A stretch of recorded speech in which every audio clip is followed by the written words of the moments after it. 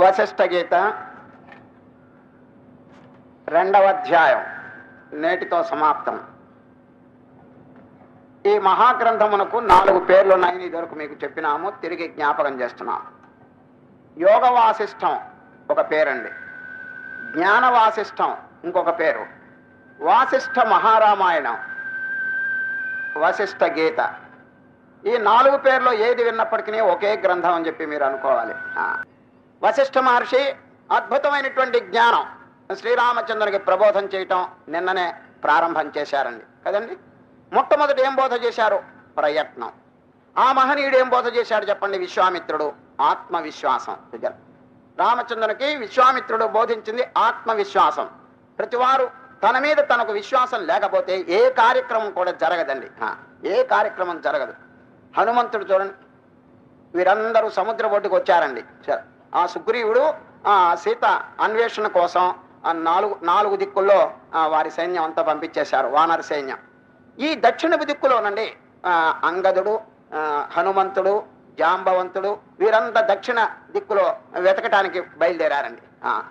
వెతికి వెతికి వెతికి ఎక్కడ కనిపించలేదు. ఆఖరికండి సముద్రపు ఒడ్డుకు చేరారు. ఇక అంగదుడు చెప్పినాడు, ఈ లాభం లేదు, టైం దాటిపోయింది, 1 నెల రోజులు మాత్రమే మనకు గడువు ఇచ్చారు సుగ్రీవుడు. 1 నెల రోజులు దాటితే ఇంకా అందరికీ చావేనండి, మరణశిక్ష పెట్టేశాడు. అందుకనే సుగ్రీవాజ్ఞ అంటారు. తప్పదు, ఎడతెరిగి అక్కడికి వెళ్తే చావాల్సిందే. ఎందుకంటే వీరికి లేట్ అయింది. ఒక గుహలో ప్రవేశించారండి వీరందరూ. గుహలో ప్రవేశించే దానికి అంతు లేకపోయింది. తిరిగి తిరిగి తిరిగి అక్కడే టైం చాలా వరకు అయిపోయిందండి. ఇక ఆ గుహలో నుంచి బయటకు వచ్చేటప్పటికి కాలం అతీతం అయిపోయింది.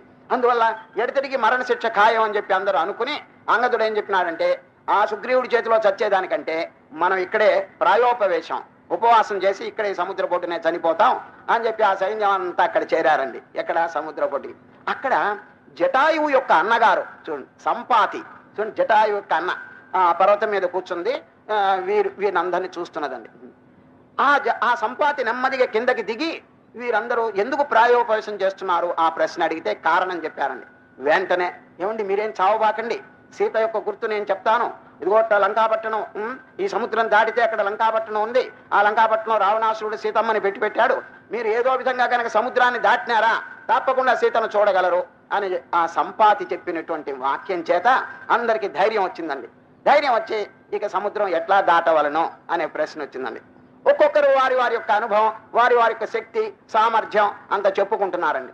కొందరు ఏం చెప్పినారు, మేము అవతలకి వెళ్ళగలమే గాని తిరిగి రాలేము అని కొందరు అన్నారు.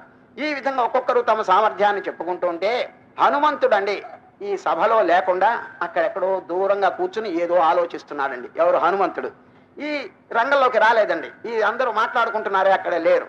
ఎక్కడో ఏకాంతంగా ఉండి హనుమంతుడు చింతన చేస్తుంటే జాంబవంతుడు లేచి నెమ్మదిగా హనుమంతుడి దగ్గరికి వెళ్ళి, ఆంజనేయులు వారు, హనుమంతుడు గారు, మీ శక్తి అపారమైనటువంటిది, అందరూ సముద్రం దాటాలని ప్లాన్లు వేస్తున్నారు, మీరు కూడా దయచేయండి, రాండి, మీ శక్తి ఒక్కసారి చూపించండి, మీలో అఖండమైనటువంటి శక్తి ఉన్నది, ఈ సముద్రం ఇటువంటిది కాదు, ఎన్ని సముద్రములైనా దాటేటువంటి సామర్థ్యం మీకు ఉన్నది, కాబట్టి బయలుదేరండి అని ఆ అంగదుడు ప్రేరేపణ చేశాడండి. ఎవరిని? హనుమంతుడు. దాని ముందండి తన శక్తిని గూర్చి తనకేమి ఆ విశ్వాసం అంత లేదండి. వారికి ఏదో శాపం ఉన్నట్టుగా చెప్తారు కొందరు. తనలో అఖండమైనటువంటి శక్తి ఉన్నప్పటికీ నాలో ఇంత శక్తి ఉందని హనుమంతుడికి తెలియదండి. అది జాంబవంతుడు చెబితే అప్పుడు తెలుసుకున్నాడండి, ఓహో నాలో ఇంత శక్తి ఉందా అని. ఒక్కసారండి జంప్ గంతు వేస్తారు, అవతల ఒడ్డుకి వెళ్ళిపోతారండి. ఎవరు? హనుమంతుడు.